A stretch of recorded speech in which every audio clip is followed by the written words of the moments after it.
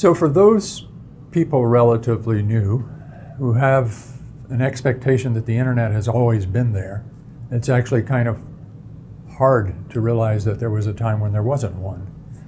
And it's interesting to note how the internet came about and how it actually is used today. The internet basically came about actually in the early 1970s, late 1960s, by a study from the US Air Force on how to produce a command and control system that was survivable in a nuclear attack. And the two people who built that designed it with a couple of basic principles because of that reason. One of them was that there was no intelligence specifically centralized anywhere in the internet or anywhere in the network as they envisioned it. That way you could take out nodes and it would continue to operate because there was no central authority. The no central authority also essentially required that each component of the network do its best efforts to send messages or to do connectivity or to understand its nearest neighbors. And this system evolved, basically, TCP/IP is the basic transport, evolved into the thing we now call the internet.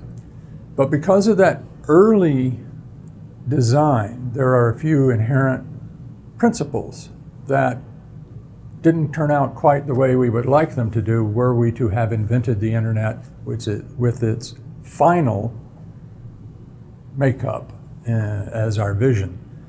One of those is, aside from the fact that there's no central authority, everything is best effort.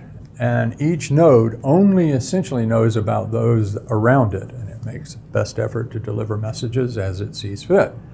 There's also no requirement in there for the systems to maintain information about how they sent things. So all the data describing how things move in the internet is essentially ephemeral.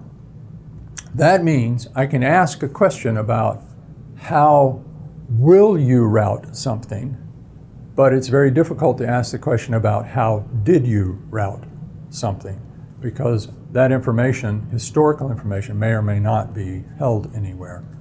There's also a number of places where the internet is ambiguous about how it delivers things. A good example is if you have multiple paths leading between two nodes, based on congestion and latency, it may choose one path one way and another path another time. There's also, because there's no central authority, there's no central authentication built into it. The internet itself has no principle of authentication. All the authentication protocols are essentially layered on top of them.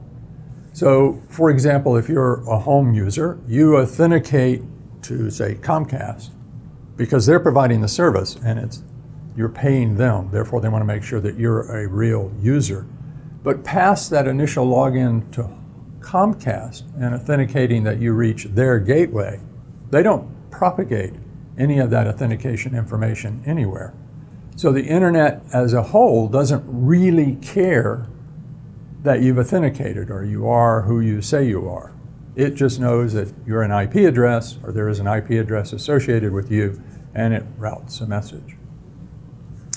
The other is that at any given time, the internet sort of builds on itself and assumes additional functionality or sophistication just because of all the things that have been added to it. So there's an inherent growth in the capabilities of it just because of the interconnectivity.